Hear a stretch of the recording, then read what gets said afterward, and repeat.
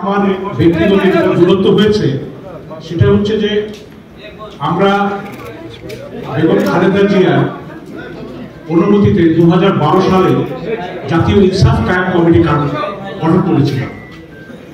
সেই ইনসাফ কায়েম কমিটি যখন আমরা পুনরুজ্জীবন করি এবং আমরা বলেছি যে ইনসাফ কায়েম কমিটি একটি গণঅভ্যুত্থান করতে চায়, যেই গণঅভ্যুত্থানটির সঙ্গে সকল রাজনৈতিক দলগুলোর সহযোগিতা থাকা প্রয়োজন।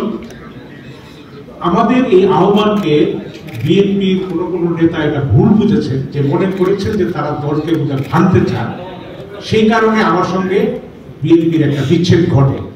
কিন্তু বাস্তবে সাধারণ মানুষ যে গণঅভ্যুত্থান চেয়েছিল বা রাজনৈতিক দলগুলো যে গণঅভ্যুত্থানের কথা বলেছিল, সেই গণঅভ্যুত্থানটি অরাজনৈতিক গণঅভ্যুত্থান অথবা অরাজনৈতিক ছাত্রদের নেতৃত্বে সম্পন্ন হয়েছে। আমার এখানে বিএনপির কাউকে দোষ দেওয়ার কিছু নেই। আমি আশা করব যে সবাই উপলব্ধি করবেন যে গণঅভ্যুত্থানের পরে বাংলাদেশে যখন নতুন জাতীয় ঐক্যের একটা আহ্বান এসছে, একটা প্রয়োজনীয়তা দেখা দিয়েছে, আমি নতুন দল করেছি কারণ আমাদের ভিতরে কতগুলো উপলব্ধি আছে, সেই উপলব্ধির সঙ্গে হয়তো বিএনপির খানিকটা দূরত্ব থাকতে পারে, কিন্তু বাংলাদেশি জাতীয়তাবাদ, আল্লাহর প্রতি অমিত রাস্তা, এইগুলোর ক্ষেত্রে আমাদের কোনো দূরত্ব নেই। হয়তো কৌশলের ক্ষেত্রে আমাদের পার্থক্য আছে। আমরা আশা করব যে আমরা যে নতুন দল করেছি, এটা আমরা 2-3 বছরের আলাপ আলোচনার মধ্য দিয়ে সিদ্ধান্ত নিয়ে মানুষের মতামত নিয়ে আমরা এই দলটি গঠন করেছি। এবং এটা বিএনপি আমার ব্যাপারে যে পদক্ষেপ নিয়েছে সেই ব্যাপারে আমার বিএনপির কিছু বলার নেই। ধন্যবাদ।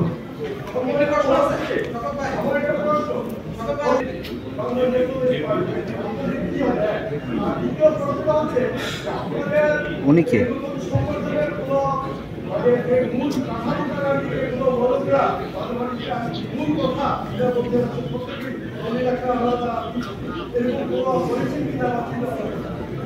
আমরা এই দলের সংক্ষিপ্ত পরিচিত হচ্ছে যে পিবি।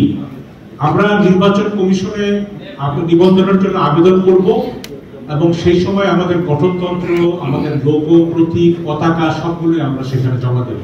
সেই জন্য আমরা কিছুটা সময় চাচ্ছি, যেহেতু নির্বাচন কমিশন আরো 2 মাস সময় বাড়িয়েছে নিবন্ধনের আবেদনের সময়সীমার জন্য, আমরা সেইগুলো আমরা ইয়েতে করবো। অবশ্যই আমাদের পরিকল্পনা আছে সবকিছু আমাদের।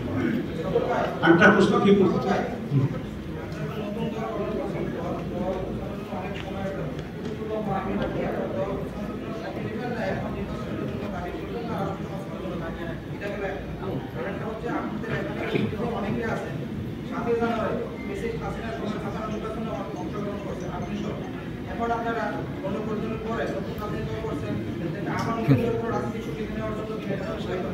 আচ্ছা, প্রথমত হচ্ছে কোন রাজনৈতিক সুবিধা আদায়ের জন্য আমরা নির্বাচন দল গঠন করিনি।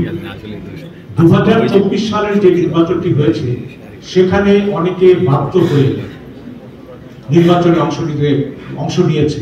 আমার ব্যক্তিগত ক্ষেত্রে বলতে পারি, আমাকে গোয়েন্দা সংস্থা তুলে নিয়ে আমার বিরুদ্ধে 70টি মামলা, সেই মামলার একটি রায় ঘোষণা করা হবে এটা ভয় দেখিয়ে করেছে। আমরা 2018 সালে যারা নির্বাচনে গেছে, 2024-এর নির্বাচনে যাওয়া আর 2018 সালের নির্বাচনে হাসিনার অধীনে যাওয়ার মধ্যে তো আমি কোনো পার্থক্য দেখি। এই নির্বাচনে যাওয়ার জন্য আমরা দুঃখ প্রকাশ করি, কিন্তু একই সঙ্গে যারা 2018 সালের নির্বাচনে গেছে এবং নির্বাচিত সাংসদ হিসাবে সংসদে ভূমিকা পালন করেছে, তাদেরও তো দুঃখ প্রকাশ করা উচিত।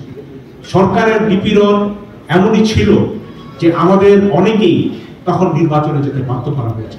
এবং আপনারা এটাও লক্ষ্য করবেন যে ছাত্র সমন্বয়কদের আন্দোলন যখন সুতীব্র হয়, সেই সুতীব্র আন্দোলনের মুখে তাদেরকে যখন ডিবিতে গ্রেফতার করে নিয়ে যাওয়া হয়, সরকারের চাপে তারা আন্দোলনের কর্মসূচি পর্যন্ত প্রত্যাহার করার জন্য ঘোষণা দিয়েছিল। অর্থাৎ ব্যক্তিকে বাঁচাতে, ব্যক্তি বাঁচতে এই আমাদের পদক্ষেপগুলো বাধ্য হয়ে নিতে হয়েছে। এবং 2018 সালে একটি দল নির্বাচনে গেছে তাদের নিবন্ধন বাঁচাতে। অর্থাৎ আমি মনে করি এখন সামনে যে জাতীয় ঐক্যের আহ্বান আছে, যারা ফ্যাসিস্টদের দোসর গণহত্যায় অংশ নিয়েছে, মানুষের উপর জুলুম করেছে, তাদেরকে বাদ দিয়ে নতুন জাতীয় ঐক্য করতে আমাদের সবাইকে লাগবে। ধন্যবাদ। Thank you.